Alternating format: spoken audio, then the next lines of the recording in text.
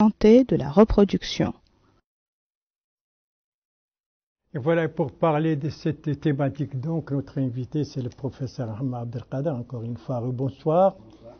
Voilà, alors vous avez organisé votre deuxième journée qui était consacrée exclusivement à la stérilité ou à l'infécondité ou à l'infertilité des hommes. Pourquoi? Merci beaucoup. Je vous remercie pour cette invitation pour parler d'un sujet aussi important et aussi tabou que l'infertilité. En fait, cette journée s'inscrit dans le cadre d'un ensemble d'activités que nous menons sur le terrain depuis presque 2 ans sur les réseaux sociaux. Cette année, nous avons choisi un thème principal, celui de l'infertilité masculine. Il y a une différence entre infertilité et stérilité. Le mot stérilité, d'habitude, c'est réservé au cas stérile définitivement. Les individus qui ont une cause définitive et qui sont une minorité. La majorité, on parle de cas d'infertilité. Comment on dit que l'infertilité, c'est l'infertilité, c'est une séance provisoire. Donc, qui est guérissable. Ça, c'est déjà la bonne définitive. Donc, on parle d'une infertilité, c'est souvent les plus cas. Pour parler de ce sujet sous 2 ou 3 angles. Le premier, c'est qu'on a un programme national de santé de la reproduction qui fait énormément d'activités sur le terrain, axé sur la santé de la reproduction.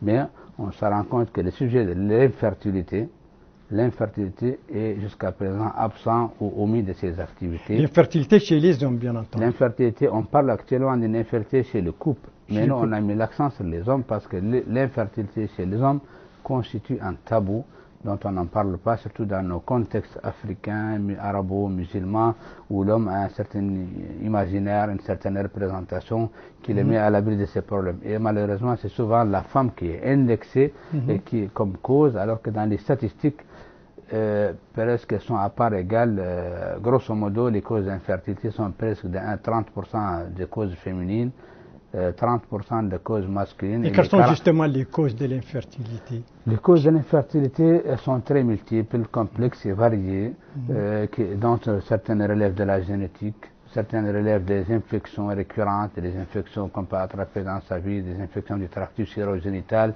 et qui donc souvent malheureusement évoluent à bas bruit et peuvent entraîner des conséquences, mais elles sont en majorité guérissables. Et c'est cet objectif, c'est ce message qu'on veut faire passer pour dire que l'infertilité n'est pas une fatalité, que l'infertilité se guérit, elle se traite, elle est constituée actuellement une spécialité médicale. Comment justement faire pour la guérir? Pour la guérir, il faut l'accepter comme maladie. Il faut qu'elle soit reconnue comme maladie. Quand on voit que tous nos systèmes d'assurance maladie, toutes nos assurances maladie excluent la prise en charge de la stérilité de leur couverture. Et donc, on trouve que les malades sont divisés en deux parties. Soit les nantis, les aisés qui peuvent se permettre de voyager à l'étranger pour avoir une prise en charge, et les non-nantis ou ceux qui ont des moyens limités, qui passent toute leur vie à vagabonder, à passer de médecin à médecin, et surtout avec beaucoup de marchands d'illusions, de charlatanisme et tout cet engrenage dans lequel ils se retrouvent, et malheureusement ils se retrouvent dépouillés et déprimés et sans résultat.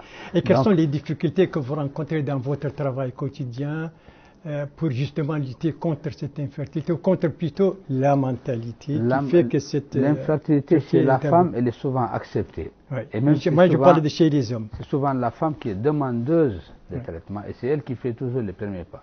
Malheureusement, chez l'homme, le cas est différent.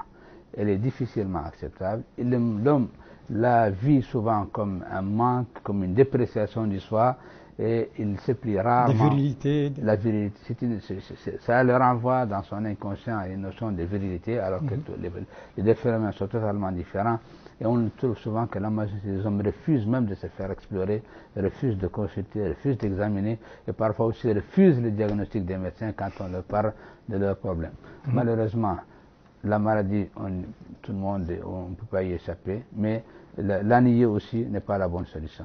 Et quelle est la situation justement de ce phénomène, de cette infertilité, de cette stérilité ou cette infertilité aujourd'hui en Mauritanie, puisque le représentant des FNIAC a donné des chiffres? Il n'y a pas de chiffres officiels, parce que le phénomène n'est pas reconnu comme une maladie.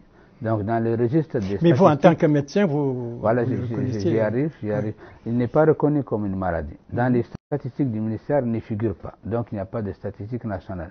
Mais on l'évalue, d'après les statistiques internationales, autour de 15% de couples 15% de couples auront un jour ou l'autre besoin d'une intervention médicale pour procréer.